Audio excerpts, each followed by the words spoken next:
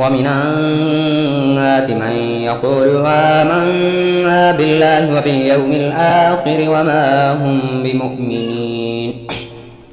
يخادعون الله والذين آمنوا وما يخدعون إلا أنفسهم وما يشعرون في قلوبهم مرض فزادهم الله مرضا ولهم عذاب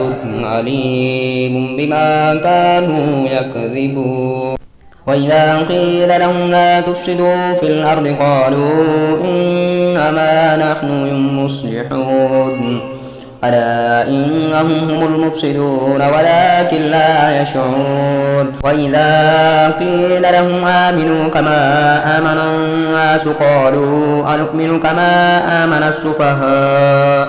ألا إنهم هم السفهاء ولكن لا يعلمون وإذا لقوا الذين آمنوا قالوا آمنا وإذا خلوا إلى شياطينهم قالوا إنا معكم إنما نحن مستهزئون الله يستهزئ بهم ويمدهم في طغيانهم يعمهون أولئك الذين اشتروا الضلالة بالهدى فما ربحت تجارتهم وما كانوا مهتدين مثلهم كمثل الذي استوقد نارا فلما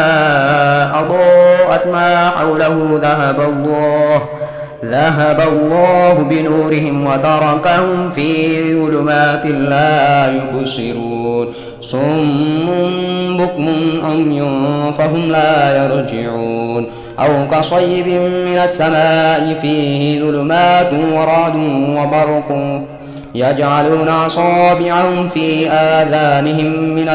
من الصواعق حذر الموت والله محيط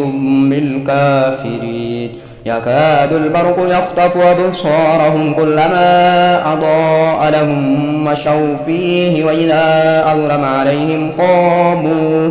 ولو شاء الله لذهب بسمعهم وأبصارهم إن الله على كل شيء قدير